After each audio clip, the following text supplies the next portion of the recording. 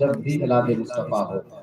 تو آپ مجھے یاد کریں کہ ہاں کوئی آئے ہوئے تھے، اس نے سب سے پہلے اپنی تقریر کے آغاز ہی میں بتایا تھا کہ میلاد مصطفیٰ میں بیٹھتے کیسے ہیں۔ اللہ کے بعد اس دنیا میں سب سے افضل اور سب سے بڑا میرے آقا ہے، اس بات پر کوئی شک ہے؟ میرے آقا ہے۔ میرے آقا نبی کریم صلی اللہ علیہ وسلم اپنے صحابی کے سامنے خطاب فرماتے تو صحابہ جس میں صدیق اکبر بھی ہوتے، عمر فاروق اعظم بھی ہوتے، عثمان غنی بھی ہوتے، جن کو جنت کی خوشخبری اللہ نے اسی دنیا میں دے دی۔ وہ کیسے بیٹھتے تھے؟ اس انداز میں بیٹھتے تھے کہ کوئی ہلنا ڈولنا نہیں، ادب کا اتنا تقاضا کہ حضور کے چہرے کی طرف بھی نہیں دیکھتے، حضور کے چہرے کی طرف بھی نہیں دیکھتے، نظر نیچے، ایک زانو پر بیٹھے ہیں تو بیٹھے ہیں، ادب کے ساتھ بیٹھے ہیں، سن رہے ہیں۔ کہتے ہیں چڑیا آ کر کے ان کے سر پہ بیٹھ جاتا تھا، اس پرندوں کو پتہ نہیں چلتا تھا کہ میں کسی انسان کے سر پہ بیٹھا ہوں کہ کسی درخت پہ بیٹھا ہوں۔ اللہ اکبر۔ اسی لیے سب سے پہلے ہمیں اور آپ کو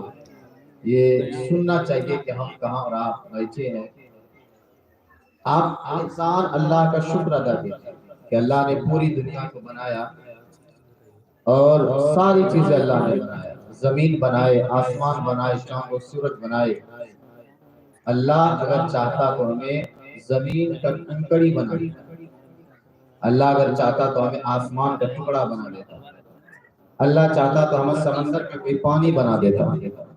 اللہ چاہتا تو ہمیں جانور کتا بلی چوہا بنا دیتا۔ لیکن فخر کرے اپنے آپ پر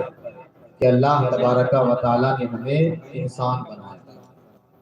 اور اس سے بھی بڑھ کر اللہ تبارک و تعالیٰ کا احسان جانے کہ اللہ تبارک و تعالیٰ نے ہمیں انسان بنایا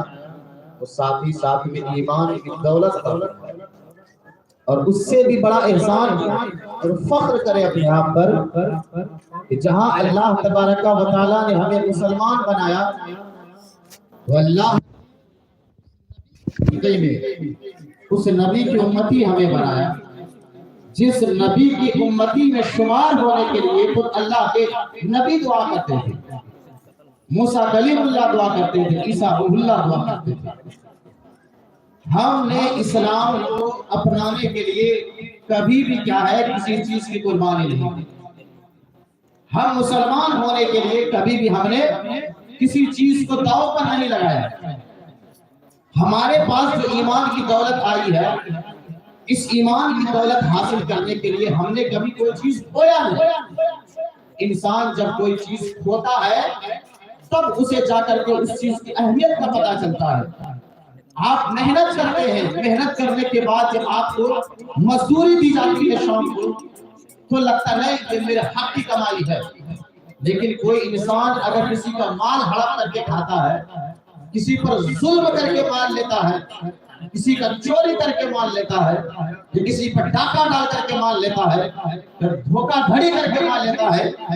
وہ عیش کی طرح زندگی تو گزارتا ہے، وہ گاڑیوں میں گھومتا تو ضرور ہے، وہ بڑے کھانوں میں رہتا تو ضرور ہے، اچھی اچھی بریانیاں کھاتا تو ضرور ہے، لیکن اس کا ضمیر کہتا ہے کہ جو تو کھا رہا ہے، جو تو پہن رہا ہے، جس پہ تو چل رہا ہے، جس محل میں تو رہ رہا ہے، یہ تیری محنت کی کمائی نہیں ہے بلکہ تیرے کیے ہوئے ظلم کی کمائی ہے۔ لیکن ایک مزدور جب 200 روپیہ رات میں لے کر کے مزدوری کر کے آتا ہے، جب وہ کھانا روٹی اپنے نوالے کو پیٹ میں ڈالتا ہے تو اس کا ایمان بھی بولتا ہے، اس کا ضمیر بھی بولتا ہے، اس کا دل بھی بولتا ہے، اس کی عقل بھی بولتا ہے،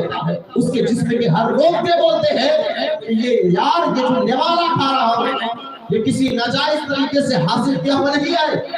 کسی کا مال ہڑپنے سے نہیں ہے، بلکہ دین ہر ہٹا ہوا اس کا مزدوری ہے۔ تبھی جا کر کے گرنے والا جو انسان کی پیٹ کے اندر جاتا ہے، جب اسے خون بنتا ہے اور جب اس کی کوئی اولاد پیدا ہوتی ہے،